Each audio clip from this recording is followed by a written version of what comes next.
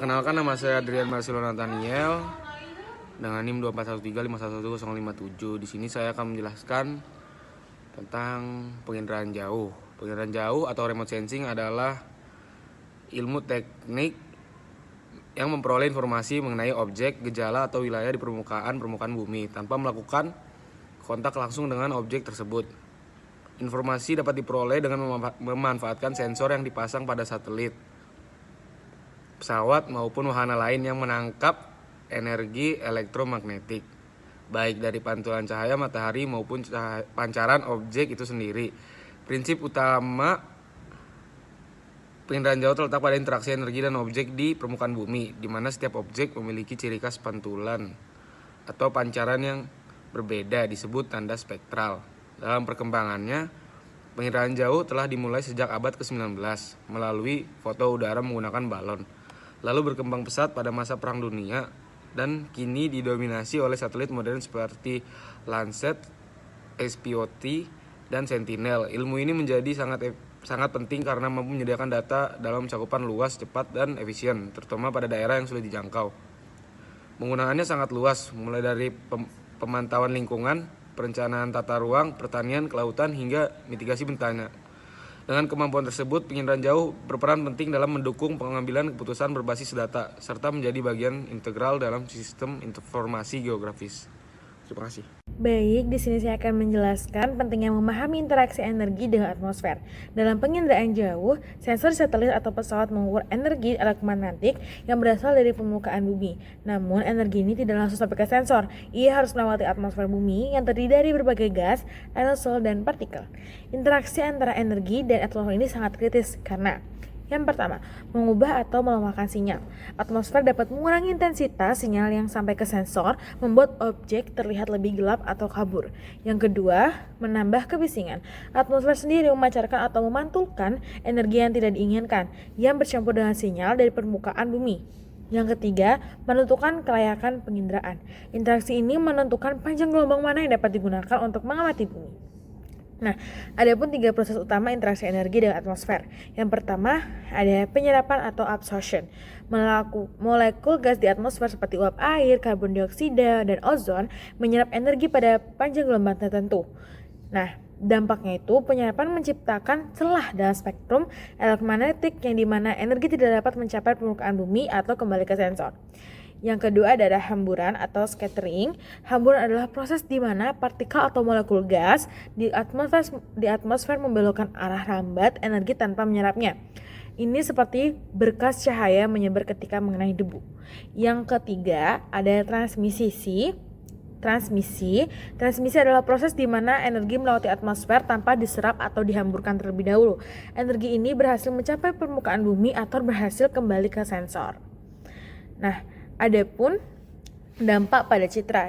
Interaksi dengan atmosfer menyebabkan beberapa masalah pada citra. Yang pertama ada atuansi, pelemahan sinyal yang berguna. Yang kedua ada haze, kabut akibat hamburan, mengurangi kontras. Yang ketiga ada distorsi spektral. Karakteristik spektral objek berubah karena penyerapan selektif oleh atmosfer. Nah, untuk mengatasinya sendiri digunakan koreksi atmosfer. Nah, koreksi atmosfer itu ada 2, ada koreksi model fisik dan koreksi berbasis citra. Untuk koreksi model fisik menggunakan model matematika kompleks yang mempertimbangkan kondisi atmosfer pada saat rekaman untuk menghitung dan menghilangkan pengaruh atmosfer. Yang kedua ada metode yang lebih sederhana yang hanya menggunakan informasi dari citra itu sendiri. Seperti contohnya yaitu DOS, metode Dark Object Subtraction, yang berasumsi bahwa ada piksel gelap yang seharusnya memiliki nilai pantulan 0. Pemahaman tentang interaksi energi dan atmosfer adalah fondasi dalam penginderaan jauh. Proses penyerapan dan hamburan menentukan jendela atmosfer mana yang dapat digunakan untuk mengamati bumi. Dengan memahami dan mengoreksi efek atmosfer ini, kita dapat memperoleh informasi yang lebih akurat tentang karakteristik permukaan bumi dan citra satelit atau udara. Baik, perkenalkan saya Eka Adi Agus Edi Pradana dengan NIM 24135111041. Jadi di sini saya akan menjelaskan tentang komponen-komponen yang ada di penginderaan jauh. Yang pertama ada sumber energi. Sumber energi adalah komponen fundamental yang menyediakan iluminasi atau penerangan agar objek di permukaan bumi dapat dideteksi oleh sensor. Tanpa sumber energi, sensor tidak akan dapat merekam apapun. Berdasarkan sumber energinya, sistem penginderaan jauh dibagi menjadi dua. Yang pertama ada sistem pasif menggunakan sumber energi alami, yaitu matahari. Matahari memancarkan spektrum energi elektromagnetik yang luas. Sensor pasif seperti kamera pada umumnya atau sensor satelit, contohnya itu ada Landsat, hanya merekam energi matahari yang dipantulkan kembali oleh objek di permukaan bumi. Kelemahannya adalah sistem ini tidak dapat digunakan pada malam hari atau saat kondisi cuaca sangat berawan. Ada sistem aktif menggunakan sumber energi buatan yang dipancarkan oleh sensor itu sendiri. Saat sensor mengirimkan pulsa energi ke arah objek, kemudian merekam energi yang dipantulkan kembali. Contohnya adalah radar atau radio detection and ranging dan lidar yang biasa disebut light detection and ranging. Keunggulannya adalah dapat beroperasi kapan saja, baik siang maupun malam dalam berbagai kondisi cuaca, bahkan mampu menembus awan yang tebal. Baik, selanjutnya ada atmosfer. Atmosfer adalah lapisan gas yang menyelimuti bumi. Dalam penginderaan jauh, atmosfer berfungsi sebagai medium yang harus dilalui oleh energi elektromagnetik, baik saat perjalanan dari sumber energi ke objek maupun saat kembali dari objek ke sensor. Interaksi dengan atmosfer dapat menyebabkan beberapa hal, seperti ada hamburan atau scattering, yaitu partikel di atmosfer seperti debu, uap air, dan molekul gas menyebabkan energi menyebar ke segala arah. Hamburan inilah yang menyebabkan langit berwarna biru. Selanjutnya ada serapan atau absorption, yaitu komponen atmosfer tertentu seperti uap air, karbon dioksida, dan ozon menyerap energi pada panjang gelombang tertentu. Area spektrum yang tidak dapat melewati atmosfer disebut jendela atmosferik. Yang ketiga ada interaksi dengan objek di permukaan bumi.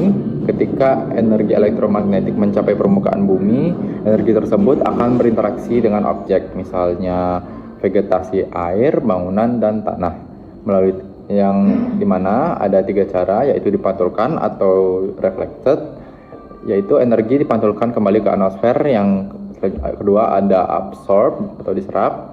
Energi diserap oleh objek dan seringkali diubah menjadi panas dan diteruskan atau transmit, yaitu energi menembus objek, contohnya cahaya menembus ke air yang jernih.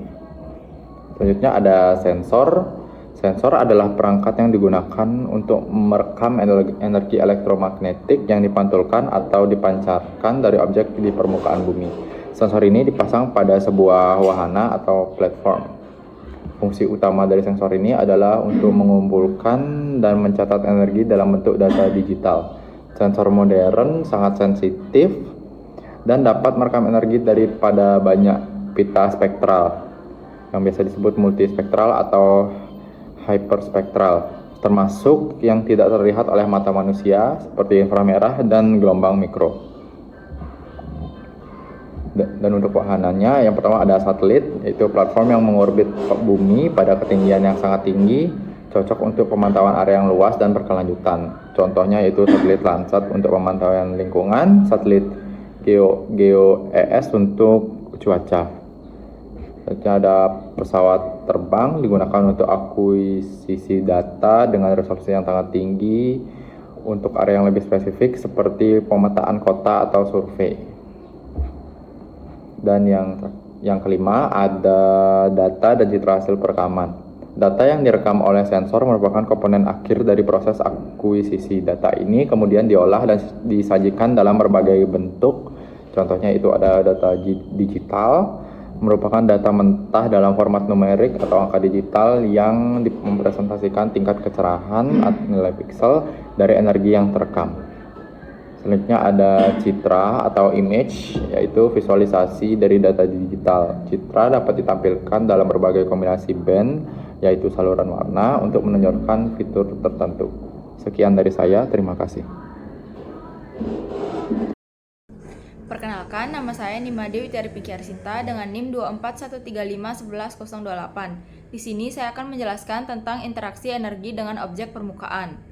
Interaksi energi dengan objek permukaan dalam penginderaan jauh terdapat 3 proses utama. Yang pertama refleksi, yang kedua absorpsi, yang ketiga transmisi. Yang pertama refleksi, yaitu ketika energi dipantulkan kembali oleh permukaan. Misalnya cahaya matahari yang dipantulkan oleh air atau vegetasi. Yang kedua absorpsi, yaitu ketika energi diserap oleh objek. Contohnya air yang menyerap energi pada panjang gelombang. Ketiga, transmisi, yaitu ketika energi diteruskan melalui objek, seperti sinar yang menembus air jernih. Pada pola interaksi ini sangat dipengaruhi oleh jenis material permukaan, panjang gelombang, dan kondisi permukaan seperti kering atau basah. Hasilnya, tiap objek memiliki spektral atau spectral signature yang khas, dan inilah yang digunakan dalam citra penginderaan jauh untuk membedakan suatu objek dengan objek lainnya. Halo semuanya, perkenalkan nama saya Kade Witvan Tuadi Airayanta dengan NIM 24135111061. Di sini saya akan menjelaskan tentang kegunaan dari sensor dan platform dalam penginderaan jauh. Jadi yang pertama yaitu sensor. Sensor adalah alat pemantau yang dipasang pada wahana atau platform untuk merekam data dari jarak jauh. Nah, sensor dapat berupa sensor fotografik yang menghasilkan citra foto melalui proses kimiawi atau sensor elektronik yang bekerja secara elektrik dalam bentuk sinyal. Sensor merekam pantulan atau pancaran energi elektromagnetik dari objek atau permukaan bumi. Contoh sensor yakni kamera, scanner, radiometer, radar, dan lidar. Selanjutnya ada platform. Platform adalah kendaraan atau media yang membawa sensor untuk melakukan pemantauan dari ketinggian atau luar angkasa. Berdasarkan ketinggian dan jenisnya, platform dibagi menjadi yakni pesawat terbang rendah sampai menengah ketinggian 1 sampai 9 km. Misalnya drone dan juga pesawat ringan. Selanjutnya ada pesawat terbang yang tinggi, ketinggian di atas 18 km. Dan satelit yakni ketinggian antara 400 sampai 900 km di luar atmosfer bumi. Ada juga platform berbasis darat yang tidak berpindah-pindah, misalnya sensor yang dipasang di menara atau bangunan tinggi. Nah, jadi hubungan antara sensor dan platform yakni sensor dan platform bekerja sama untuk mengumpulkan data penginderaan jauh. Data yang diperoleh kemudian dikirim ke stasiun penerima untuk diproses dan diinterpretasi menjadi informasi yang bermanfaat. Baik, segitu saja penjelasan dari sensor dan platform dari saya. Maaf jika ada materi yang kurang dan jika ada salah kata, mohon dimaafkan dan terima kasih. Baik, perkenalkan nama saya Renaldi dengan NIM 24135111005. Di sini saya akan menjelaskan sumber energi penginderaan jauh. Nah, dalam penginderaan jauh, sumber energi merupakan komponen kunci yang memungkinkan sensor menangkap informasi dari permukaan bumi. Energi tersebut dapat berupa radiasi elektromagnetik atau REM atau REM yang dipancarkan, dipantulkan atau disebarkan kembali oleh objek di permukaan bumi. Tanpa adanya energi ini, proses perekaman citra tidak dapat dilakukan. Tepatnya, sumber energi ini berasal dari energi elektromagnetik atau radiasi yang dimana digunakan untuk menerangi objek di permukaan bumi sehingga dapat direkam oleh sensor. Nah, ketika energi ini tidak ada, maka sensor tidak dapat menerima data dan data tersebut sangat penting digunakan untuk diolah menjadi penginderaan jauh. Selanjutnya yaitu sumber energi penginderaan jauh terbagi menjadi dua, yaitu sumber energi alami atau natural energy source atau pasif dan sumber energi buatan atau artificial energy source atau aktif. Nah, yang pertama yaitu sumber energi alami. Sumber energi alami ini berasal dari matahari.